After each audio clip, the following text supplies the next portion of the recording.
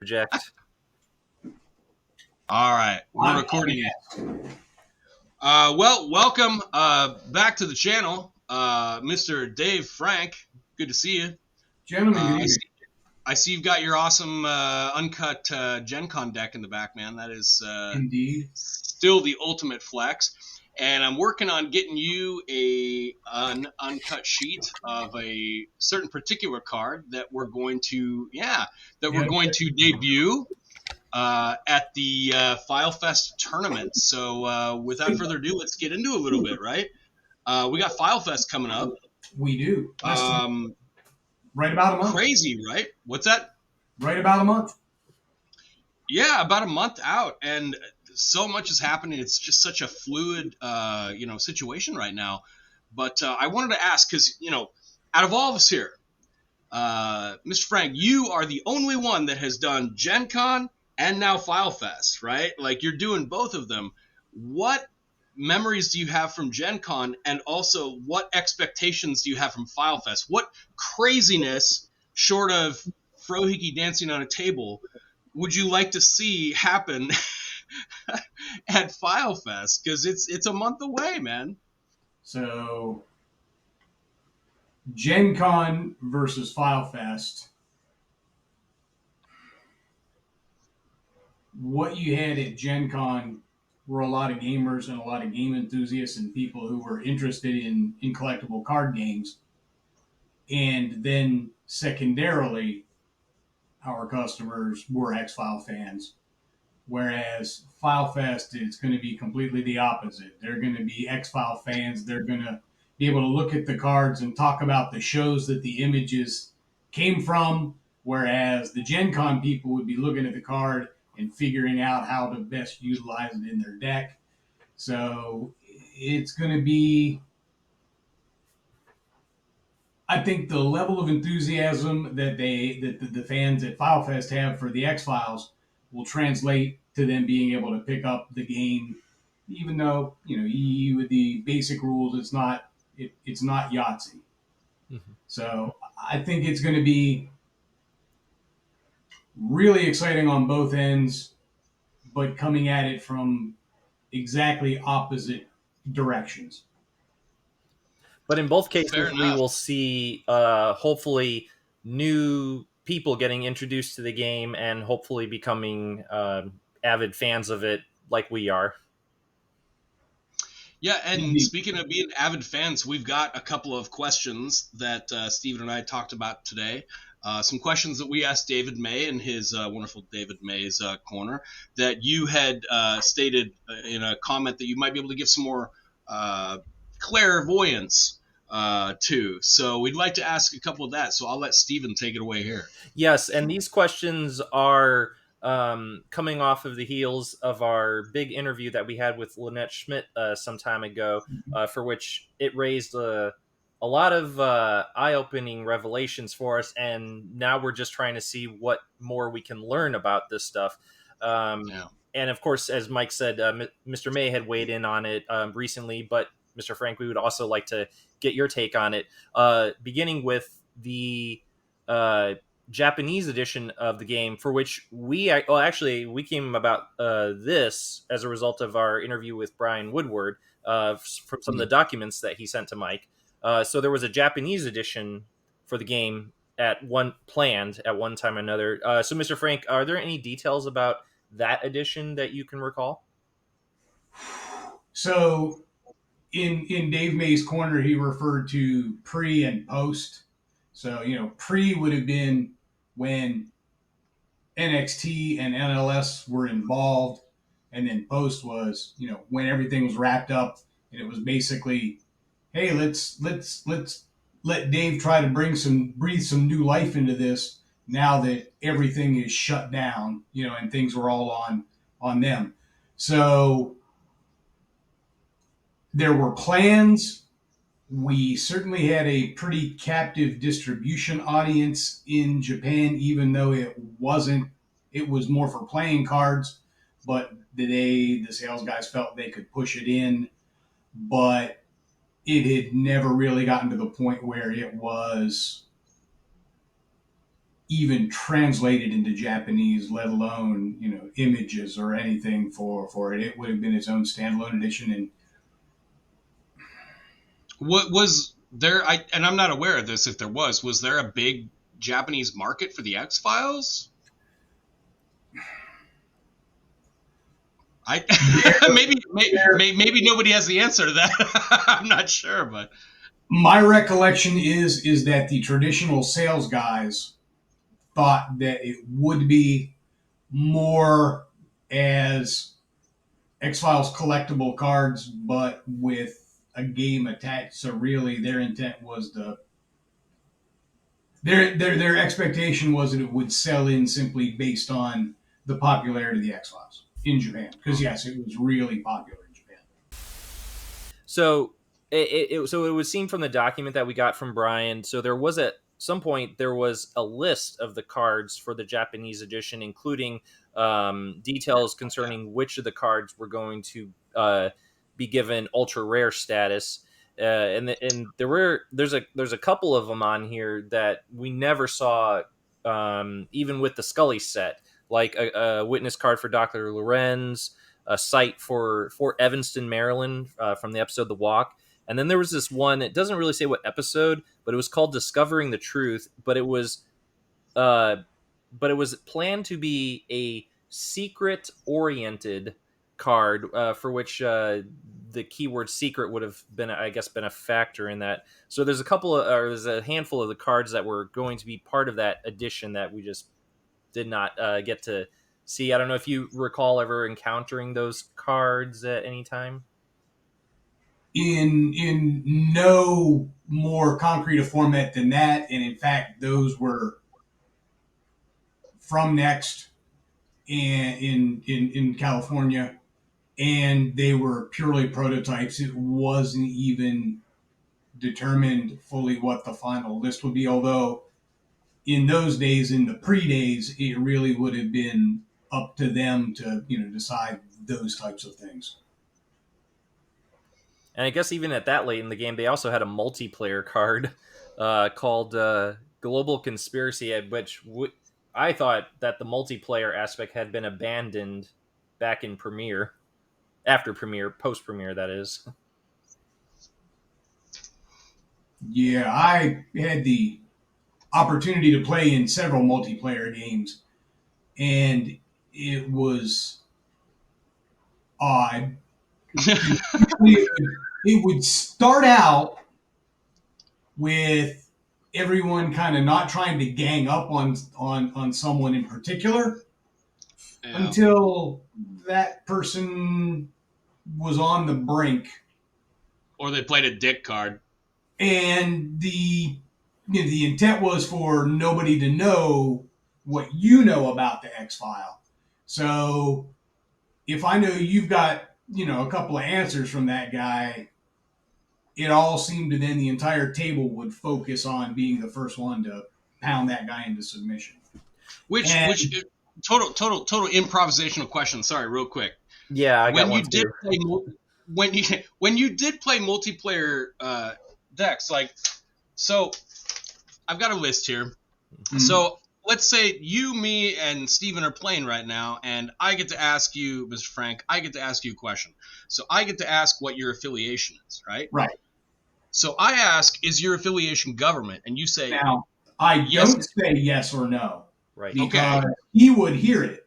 That's what I was communicate it surreptitiously to you so that only you knew. Now, there was one of the cards that was in print that would, and I think it got flushed from Premier to Second, that would allow someone to hear the clue that another player had received. I think that's the hidden transmitter card. I was going to say, isn't that hidden transmitter? Sounds and like it. I never saw it in a deck. Never, ever. Not even to burn for conspiracy points, because it wasn't super expensive. So basically, it turns a game of three people into a game of telephone. Like, hey, let me ask you a question, and then all of a sudden, like, okay, you can tell me. Like that's are you giving your tell? All right, I think I'm yeah.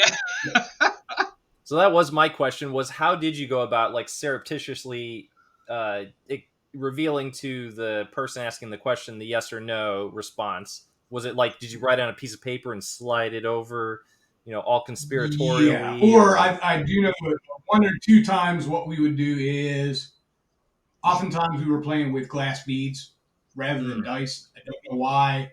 Certainly, dice was easier for the televised tournament, but yeah, back in our day, and I think it would be I'd show you a blue stone from my resource pool if the answer was yes, and I'd show you a red stone from my conspiracy pool if it was no, or we jot N or Y on a scratch of paper and slide that same piece of paper across, or Wow. hold it again. And but again, it became so Stephen, you'd ask Mike, is your affiliation alien? And everybody at the table would be like, Yeah. I had Yeah. to That's watch yeah. and see, okay, what can we glean from Mike? What that answer might be. so there's definitely more of Yeah. a poker That sounds face about right. element involved in a multiplayer game, It- then. Yeah, that they got given up on pretty early. Outside of kind of the next games group, like at a convention or something, which is where I did it, I never saw multiplayer played in the wild ever. Hey, you know what? Philefest is coming up, and maybe this would be an opportunity with, as you said, Mr. Frank, the board, the meeting of the board. I'll be happy to watch. You're like, I'm out. I was gonna say, bring your hidden transmitter cards. Right? Well, yeah, and the concept, much like combat cards, which are another favorite. What? No. The intent was Huge fan. multiplayer was going to be a thing because multiplayer Magic was a thing, Yeah. but Yeah. yeah, it did not turn out to be a thing. Period. End of story. Just like combat cards, other than first aid, really never became a thing. Or, what was the other one? Matt used to play. Was it Run Run and for it. Hide, or Yeah, I mean Run that. for It? Yeah, yeah. He was like, I'm out. So that was a good one. Peace out. Um, well, you have any follow up questions, Stephen? I'll make No, sure. no, but I do. But since we're on the topic of combat cards, I Yeah, just got go to ahead. point Yeah, yeah, out yeah. that my favorite combat card that I kind of discovered within the last year is the oh, it's from the Sleepless episode, Illusionary Foe. And so what it Oh, did as far as my deck building, because Illusionary Foe is you can play on an evolutionary or a cult adversary. So the way to sort of make it easier so that combination can occur is that I would only put evolutionary and occult adversaries in my deck, so that when one of those two copies of Illusionary Foe comes up, then I get to play it, because that negates a whole round of combat. So I was like, there you go. So my mana two stalks its prey is going to survive long range long enough to get his man in close range. So yeah, so it really just kind of made me think about how to like, because which adversaries I want to include, because it was kind of like a free for all. It's like I'll put Joseph Patnick, I'll put this one in there, I'll put that one in there, but it's like, but now with those combat cards, it's like, well, you can hone your deck to specific adversary affiliations in hopes of maybe to make that chance of those select combat card plays come in handy. When you guys have seen my deck in action, Mm-hmm. my and yeah. everybody and several people have different styles of play. For me, I always found adversaries to be super situational and not broad spectrum enough. I wanted something that I could reliably make sure it was going to do what it needed to do. Mm-hmm. And then since I wasn't big on adversaries, obviously then wasn't big on combat. And in my playing style, I typically ran into players who probably did more adversaries than me, but I never ran into anybody doing a lot of combat cards. It was just a non-winning strategy. Because really, if you're not asking questions and learning about the other guy's X file, you're just marking time. So if I'm burning cards to and putting slots in my deck, for combat, which is super situational on Mm-hmm. top of adversaries being situational, Yeah, Matt used to have, and I'm sure you guys will know this when I say this. Matt used to have a Morrow deck in Mhm. Magic the Gathering, and if you're not familiar with a Morrow, it would basically allow you to attack with the number of mana that you have at any given time. So basically, you would have a deck full of mana, way more than any other deck, right? And then you would get the Morrow and you would tap all your land. And instead of just, a 1/1 creature or a 2/2 creature, it'd be like a 25/25 and it would just take everything out. And it was a smart idea. It was a brilliant idea if you got it to work. Um, and Well, that's and kind of the problem with adversaries. It's funny like if thing, yeah, if you can get Terry and what's her name, Terry and Margie.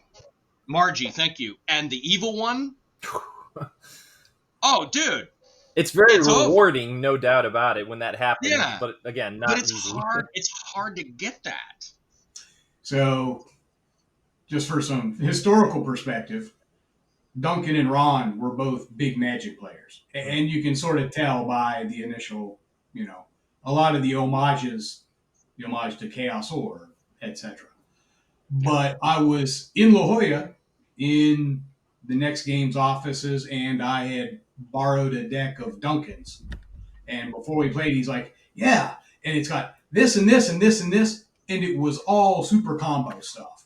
So you had to get all of these. Now, had the stars aligned and you drawn correctly, the gates would open and you'd be dealing crap loads of damage to everybody at the table. And I remember playing, and he got so mad at me because I wasn't keeping some of those combat combo cards for the combo. It's like, Dave, why didn't you just wait? It's like, dude, we're getting there, and there's no guarantee that I'm going to get the combo. I need to make what rain I can make while the sun's shining. So yeah. I've never been a super big combo player to begin with. So I think we're ready for that big question that has Yeah, been on our minds since our Lynette Schmidt interview. Mike, why don't you do the honors for that one? thank you. So, we talked to Lynette, and we're like, "Oh, hey, what can you tell us about, the things that you had going? Do you have any old paperwork or whatever?" And she's like, "Oh yeah, I've got all this paperwork and all these things, and oh yeah, here's this, here's a smoking man pewter It that was a we." fax mhm. that was going to what's his name, in the Canadian office. Doug, Oh Doug Wilson. yeah, Wilson, yeah, Doug yeah. Wilson. So So she what had a what fax can for you Doug tell us? Wilson. Yeah, what can you tell us about this supposed smoking man pewter? I mean, obviously there's 5 molders, there's 2 Scullys, so there's 7 worldwide, right? I mean, are we wrong? No, Is you're there right. something else? The Now, granted, I was the first one out the door, and it was quite a while ago. But no, as I recalled, the answer is unequivocally no, because those were just sort of the Scullies and Molders were a test, and the pewter cigarette smoking man would have been in a follow-on product. It wasn't intended to be in the first batch, which there were the 2 box sets that Yeah, included Molder and Scully in addition to the 3 additional molders floating around. No, that never got to the casting or molding process, okay. and that was really on the cusp of pre and post. And at that point, NLS, who had been doing all of the imagery stuff early on, had been pretty much jettisoned because they were California expensive. And Mm. that's not, and it's hard to be California expensive with Cincinnati money. And and USPC was really done. So they had cut them out of the loop, and that was done as much as they could have. And they were able to make that move even more as things shut down. May, But may, no, that was intended to be a follow-on product, and the whole pewter card thing was thunk up and executed in Cincinnati. Not in NLS was in Oh, okay. they NLS was in San Francisco, and Next was in La Jolla. So those guys were both West Coast. So I Um, guess I guess a really quick question to follow up with that is because I've honestly never even really thought about this. It just kind of dawned on me. Where were the actual pewters made, right? Because you know, USPC did not have the ability to make those, no, right? they were made in Cincinnati. In this, let me rephrase it. In the Cincinnati area, but I was not involved. Oh, okay. Bob Marquise might know. Fair enough. Fair It has enough. been a What while since we spoke to him, so maybe that'll be a question for him Yes. to Yeah. ask. Yeah. Yeah. Um, Definitely. for the next question I have, Mr. Frank, and this, well, do you, well, just to clarify, like what you said, you were the first one out the door. Do you recall like what month in '97 that occurred? August. Oh, okay, well, actually, that is precisely where my next question falls because it was slated because the product in question was slated for release in August of '97, and maybe you recall because maybe you saw the sell sheets for it, because yeah, as we found some of these sell sheets that were made back then, one of them was marketing a what was called the X Files Ultra Rare opportunity, in which buyers would get 6 boosters for the price of 5, and there would be a guaranteed Ultra Rare card found in them. And as I said, it was slated to be released in August of '97, but as it would seem, that never happened. Do you know why that would have fallen through? Is it just because the game was starting to, go under at that point? Yeah, the USPC had already decided that they were not throwing what they felt to be good money after bad, even though they made the deal and had to live with it. So no, that would have been an easy kill because really it would have required approval from Fox and Chris Carter's organization. And I don't think that it ever got far enough that we went there, but really it would have been truth is out there and cards and new foil packaging. Nice. Well, I know Steven and I were talking about this earlier with Philefest. We unfortunately don't get the opportunity to, have them sign a bunch of cards to give away. But we were thinking, like, okay, what are the two couple of, people maybe that will like pay for out of pocket, and one of them was, I got to meet Jerry Harding, right? I got to meet Deep Throat. Oh, sure. I got to get him to sign a Deep Throat. That's going to be amazing. But the other one is, as we all know, Chris Carter and the whole Symbol of Faith debacle, right? And I'm curious to know if I get him to sign that card, if he's going to remember any of that whatsoever. I doubt it, but I honestly doubt that yeah. Chris Carter was involved in that debacle at all. Now, it was Chris Carter's organization, but he had. So I remember one particular meeting when they introduced that we were going to have to go get a separate approval from Chris Carter's organization, his production house, and a separate, and then after that, then Fox got their hack on it as well. And I remember in the meeting saying the part you shouldn't say out loud, going, so you're introducing another layer of disapproval on this process. And they tried to, backpedal, but that's really what it was.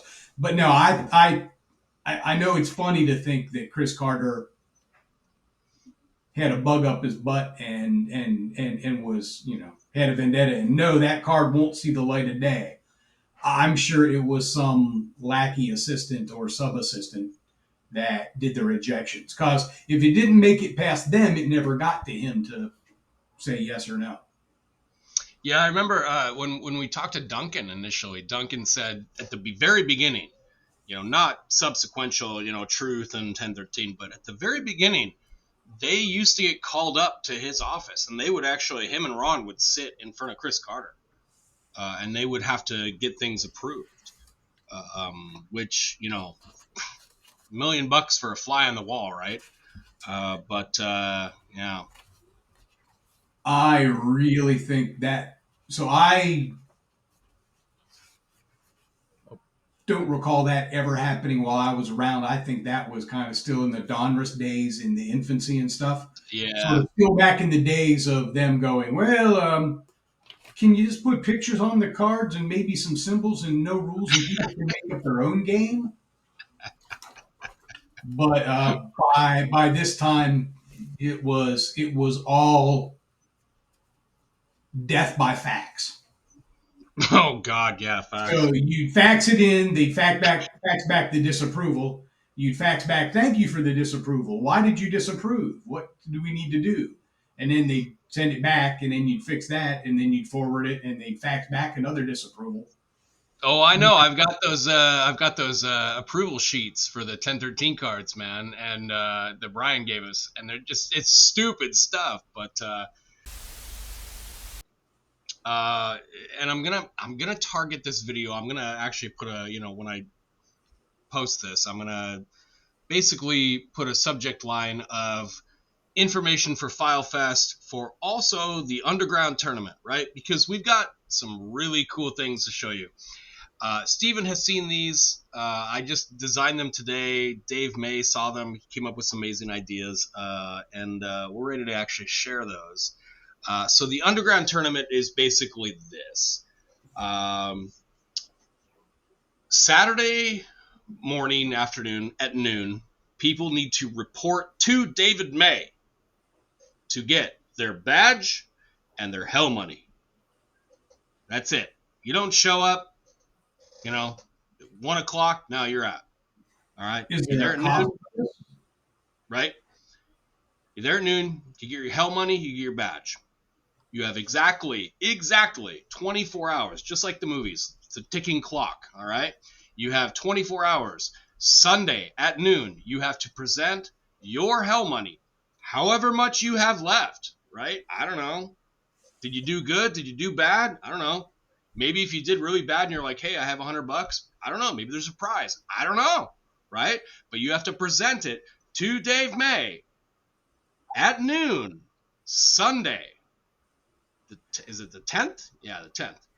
It would All be right. Sunday the 10th. Correct. Okay. Now, I've been working on these, and I will show them to you now. We're having them printed. That is the back. All right. I notice one says 500 and the others are worth 100. I gotta wonder, One Mike, does say what is it? 500. Which face is on that $500 Who would that be? money? Dave, if you had to guess, who would be on the 500? I don't know who the choices are, but I'd say Mr. May. No, sir. Here you go. Ha! It's a cartoon depiction of him. So, but for those of you who may be scratching their heads, that is Evil Bunny. That's Oh. Evil Bunny. The way it worked is that he wouldn't allow his face to be on the money unless He wouldn't, he no. was worth more than all the rest of us that are going to Philefest, including Dean Hagland. Yeah, there he is. I mean, he was spitting hellfire from his mouth when He was. when we were going over this. So yeah, we haven't quite figured out exactly how much hell money each person's going to get, but it doesn't matter, right? Even if we decided it was, 5 million hell money or 5,000 hell money or 500 hell money, it doesn't matter. You need to be there Saturday at noon to collect your badge, your hell money badge, which will display I play for hell money. You will see that, all right, on other people. They're in the hell money game, so that's how that's going to work. Mike, since there is a bit of expediency surrounding this, Yeah. might this be a good time to specify where exactly attendees are going to need to report to Oh, in order to collect their Hell Money and badges from Mr. May. absolutely. Good call, buddy. Good call. So, our venue is going to be at the Wisdom Gaming Arena. Studios. Oh, yeah. All right. It will be on the fourth floor, and they are set up for this type of thing. They are set up for electronic gaming events, non-electronic gaming events, card, playing events. It's going to be amazing. These guys know what they're doing. Cool thing about them too, full restaurant, full bar, right? Like you need something to eat, you need something to drink, they're there. And fun fact, I just learned about this. They're going to do an exclusive drink for the tournament, an X-Files themed drink for the tournament. I don't know. We'll see what happens. We don't know right? if that drink is alcoholic or non-alcoholic at this point. I should point out. That's fair. We do not. But I get the news and I share it with everybody as it comes in. But I mean, that's crazy. So these guys are excited, is what I'm told. It's going to be amazing. We thought initially we were at one venue and we're like, okay, we're going to have a couple of chairs, I guess. Maybe, we weren't sure what we were dealing with. This venue has said, we've got chairs and tables up to 200 people, which is far more than what we need. So this thing's going to be amazing. We're going to have the rooms, the chairs, the tables, the space to do this. It's going to be amazing. And potentially some broadcast studio setup as well. From what I saw from the video of the higher ground, which I believe is what this room is called, I know. We're going to be in. I know. I looked at that. It looks like an ESPN studio, and I'm just like, I just get this idea of like me and Steven sitting there, like, well, we're in round 3 right now, like, and that probably won't happen. I'm just that's what came. It would be awesome if it did, though. And then in addition to everything, oh my God, Mr. Frank, you are going to have exclusive card to give away to people, right? They're going to have to come to you specifically to get this card, right?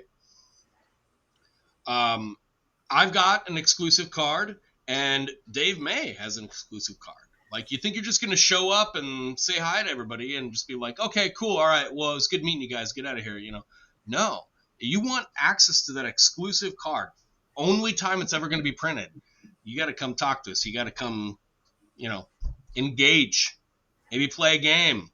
Maybe convince Dave Frank to play a multiplayer game. I don't know. Or just convince him to play a combat card right there. Come on. There you go. So I can speak, especially, I want to make sure that I leave Philefest with a copy of the Dave Frank exclusive card, because that is a very well-conceived card right there. It is a picture perfect card. I definitely want to have one in my collection when I come back from Philefest. I may have a preview or two of it. Yeah. The ones that I sent you, the color, just, if you look, the color wasn't just quite right. It was close, but it wasn't quite right. And then, an artist is his own worst critic. I swear to God. And I'm just sitting there, I'm just looking and I'm like, no, I'm not happy with this. I'm not happy with, and I must have redesigned your card 15 times, Dave. I just, just was never happy with it. But yeah, so they're all being printed. Luckily, thank God, they made it past customs. So they should be here. The t-shirts will be here tomorrow. Mm-hmm. T-shirts are also being offered up as a prize for the tournament or to purchase. Dave May told me today, he talked with Mike Mackey for what the grand prize is going to be for the underground tournament. I'm not even going to tell you. I'm not announcing it because it's too huge. Take our word for it, ladies and gentlemen. This is going to be a great grand prize. Yeah. And I mean, even if there's only 5 or 6 people in the underground tournament, it's pretty cool. And then the prizes for the rest of the tournament. It's just, oh my God. I've got so much stuff to bring. I'm literally shipping it in a box, a giant box, so that I can just give it away. My plan at the end of this Philefest is to not have to ship anything back. The less you have to send back to Oregon, the better. Right? Exactly. So, yeah. You guys have anything else you want to talk about?